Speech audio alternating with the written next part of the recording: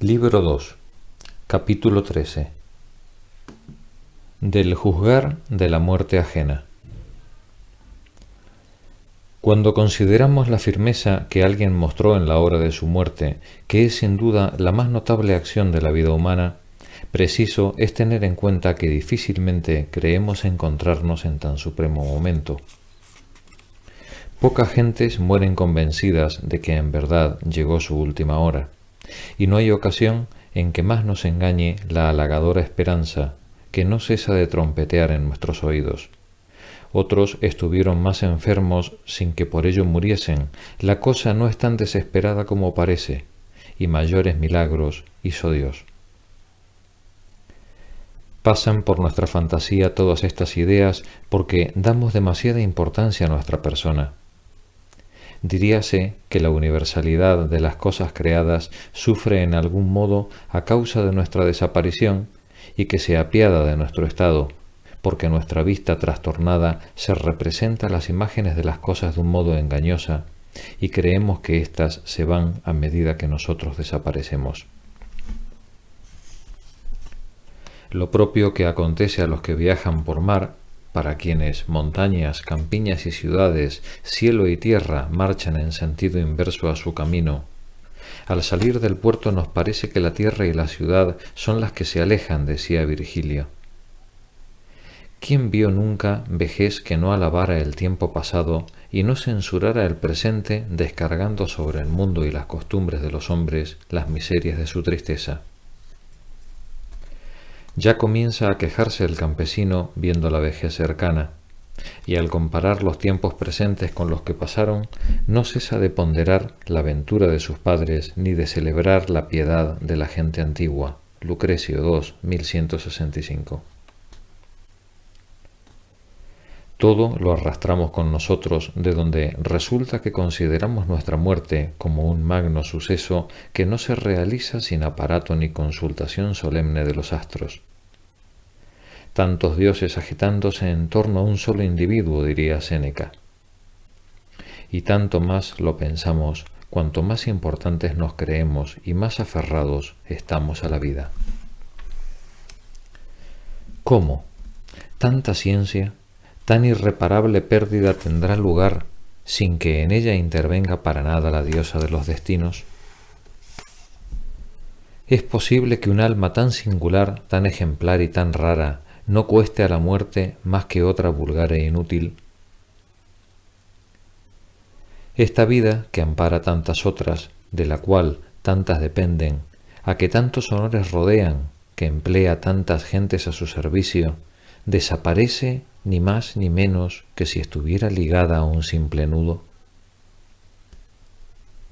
Nadie piensa suficientemente no ser más que un solo hombre.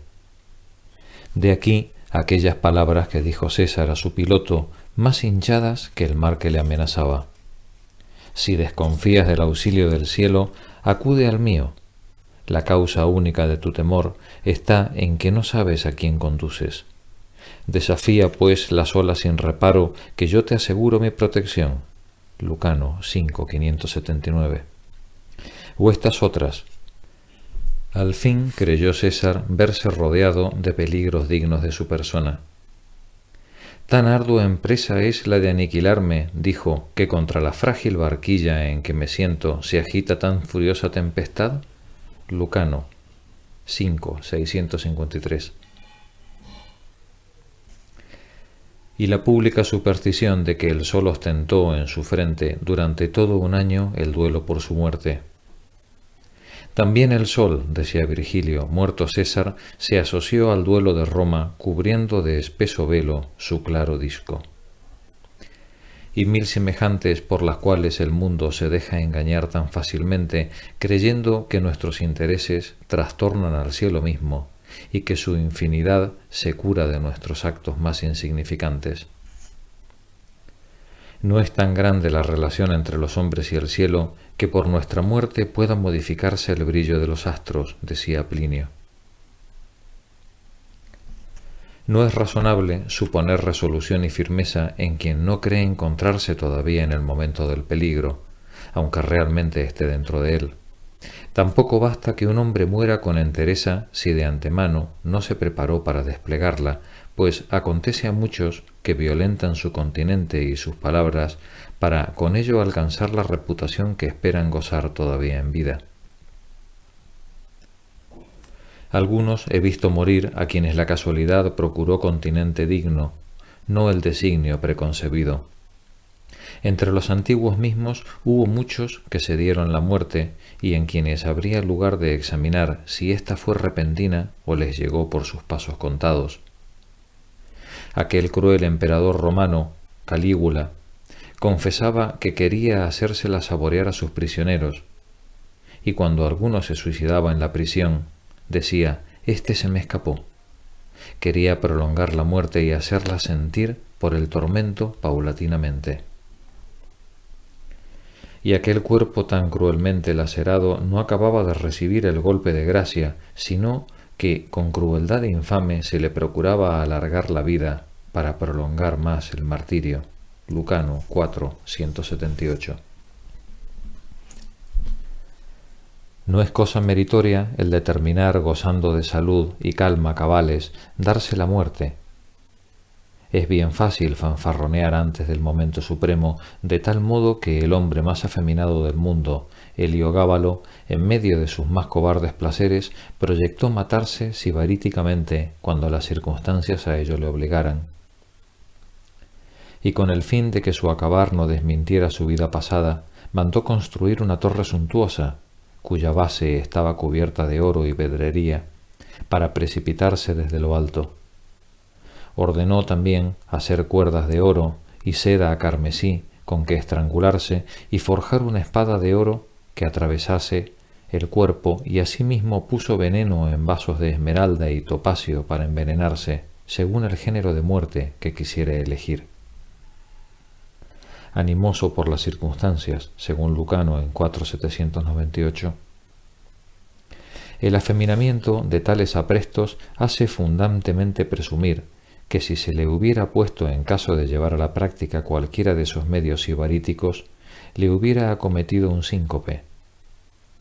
Aun entre los que con mayor vigor se resolvieron a la ejecución, preciso es considerar si se valieron de un medio que no dejara tiempo para experimentar los efectos, pues al ver deslizarse la vida poco a poco, porque el dolor del cuerpo se junta con el sentimiento del alma, como hay lugar de volverse atrás, no puede saberse si la firmeza y la obstinación se mantuvieron hasta los últimos momentos. Lucio Domicio, que fue hecho prisionero en el Abruzzo por Julio César, bebió una pócima para envenenarse, pero arrepintióse luego. Acontece a veces que un hombre resuelve morir y no logrando asestarse con la fuerza suficiente el primer golpe, como el dolor detiene su brazo, hiérese 2 o 3 veces de nuevo, pero jamás consigue darse el golpe definitivo. Mientras se seguía el proceso de Plautio Silvano, Urgaliana, su abuela, hizo llegar a sus manos un puñal y, no habiendo acertado con él a darse la muerte, hízose cortar las venas por sus agentes. Albusilla, en tiempos de Tiberio, al pretender darse muerte, hirióse con demasiada blandura, lo cual procuró a sus enemigos ocasión para aprisionarla y matarla como pretendían. Lo propio aconteció al capitán Demóstenes después de su derrota en Sicilia, y Fimbría, como se hiriera ineficazmente, rogó a su criado que acabara de rematarle. Ostorio, por el contrario, no pudiendo servirse de su brazo, tampoco quiso emplear el de su criado para otra cosa sino para que le mantuviera derecho y firme. Y tomando carrera, puso su garganta en el acero y se la atravesó. En verdad, es esta carne que debe tragar sin mascar quien no tenga el paladar de consistencia férrea. Sin embargo, el emperador Adriano ordenó a su médico que le marcara en una tetilla el lugar preciso en que había de herirse, para que la persona que le matara supiera dónde había de señalar. Por eso, cuando se preguntaba a César qué género de muerte prefería, contestaba que la menos premeditada y la más corta. Y si tal decía César, no es cobardía el que yo lo crea, Una muerte corta, decía Plinio, es el soberano bien de la vida humana. No pueden reconocerla todos con vista serena. Tampoco puede considerarse con la resolución necesaria para sufrirla quien tiene miedo de hacerle frente y de mirarla con los ojos bien abiertos. Los que en los suplicios vemos correr a su fin y apresurarse y empujar su ejecución, no lo hacen por valentía, sino porque quieren quitarse de encima la idea de su fin cercano. Lo que les atormenta no es la muerte, es el morir. Morir no quiero, mas estar muerto ya no me importa, decía Cicerón. Grado de firmeza es este que por experiencia sé que podré alcanzar, como aquellos que se lanzan en los peligros, cual en el océano con los ojos cerrados. En la vida de Sócrates nada hay, a mi ver, más relevante ni preclaro que los 30 días enteros durante los cuales rumió la sentencia de su muerte y el haberla digerido por espacio de tanto tiempo, estando seguro de su fin, sin conmoverse ni alterarse, realizando todas sus acciones y profiriendo todas sus palabras con tono de negligencia, más bien que con rigidez, por el peso que pudiera ocasionarle una meditación para todos cruel y aterradora. Pomponio Ático, tan conocido por su correspondencia con Cicerón, hallándose enfermo, hizo llamar a Agripa su yerno y a 2 o 3 amigos más, y les dijo que, como estuviera convencido de que nada ganaba queriendo curarse, y que cuanto hacía para prolongar su vida, prolongaba también y aumentaba su dolor, había resuelto poner fin al uno y a la otra, rogándoles que aprobaran su deliberación, o cuando menos que no perdieran el tiempo oponiéndose a ella. Pero como determinara acabar dejándose morir de hambre, en vez de perecer, sanó súbita y casualmente. El remedio de que echara mano para destruirse procuróle la salud. Felicitáronse por tan fausto desenlace los médicos y sus amigos y festejaron acontecimiento tan dichoso, mas se engañaron de verdad, porque no les fue posible hacerle cambiar de decisión. Para mantenerse firme en ella, alegaba Pomponio que un día u otro había de dar el mismo paso, y que, puesto que ya estaba empezando, quería evitarse el trabajo de comenzar nuevamente en otra ocasión. Este personaje vio de cerca la muerte, y no sólo no temió lanzarse en sus brazos, sino que se encarnizó por ganar su compañía. Como le placiera la causa que le movió a entrar en la lisa, la bravura le impulsó a experimentar el fin. Lejos de tener miedo al morir, quiso tocarlo y saborearlo. El ejemplo del filósofo Cleantes es muy parecido al de Pomponio. Sus encías se habían inflamado y podrido, y los médicos le aconsejaron una abstinencia completa. 2 días de ayuno le produjeron tan buen efecto que aquellos dieron su curación por terminada, consintiéndole volver a su régimen ordinario. Cleantes se hizo el sordo, y como hubiera comenzado a gustar la dulzura del desfallecimiento en que yacía, no quiso retroceder, trasponiendo el camino a que tan adentro había llegado.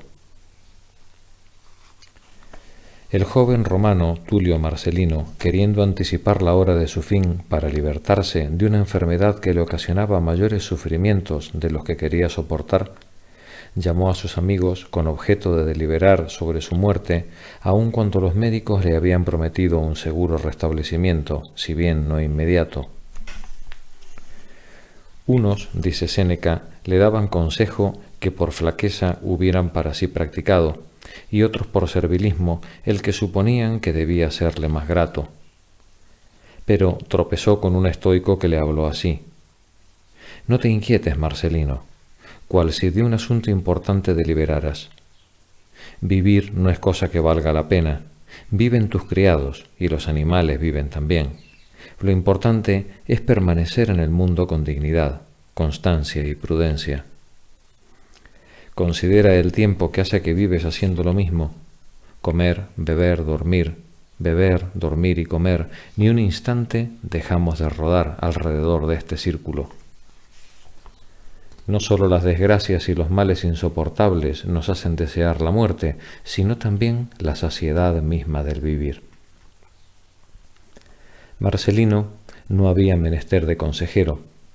Necesitaba solo quien le ayudara a realizar su propósito, y como sus criados temieran prestarle auxilio, el filósofo les dijo que los servidores son sospechosos solamente cuando hay duda de que la muerte del amo no fue voluntaria, y que no ayudarle sería lo mismo que matarle, porque, como dice Horacio, salvar a quien no lo desea es lo mismo que matarle. Luego, el estoico advirtió a Marcelino cuán procedente sería que, así como en las comidas se sirve el postre a los asistentes al final, así, su vida acabada, debía distribuir alguna cosa entre los que le habían rodeado. Como Marcelino era hombre animoso y liberal, mandó repartir algunas cantidades entre sus servidores y los consoló al mismo tiempo. Por lo demás, no hubo necesidad de acero ni tampoco de derramar sangre. Quiso salir de la vida, no huirla. No escapar a la muerte, sino experimentarla. Y con el fin de procurarse medio de examinarla bien de cerca, permaneció 3 días sin comer ni beber, y el cuarto ordenó que le dieran un baño de agua tibia. Luego fue poco a poco desfalleciendo, no sin sentir algún placer voluptuoso, según declaró. Y en efecto, los que sufrieron esos desfallecimientos físicos que de la debilidad provienen, dicen que ningún dolor les ocasiona, sino más bien un placer, cual si se encaminaran al sueño y al reposo. Muertes son estas estudiadas y digeridas. Cual si sólo a Catón fuera dado mostrar en todo ejemplos de fortaleza, quiso su bien que tuviera mala la mano con que se asestó la herida. Así pudo tener lugar para afrontar la muerte y atraparla por el pescuezo, reforzando su vigor ante el peligro en vez de debilitarlo. Si hubiera tenido yo que representarle en su actitud más soberbia, habría escogido el momento en que todo ensangrentado desgarraba sus entrañas, mejor que empuñando la espada, como lo hicieron los escultores de su tiempo, pues aquel segundo suicidio sobrepujó con mucho la furia del primero.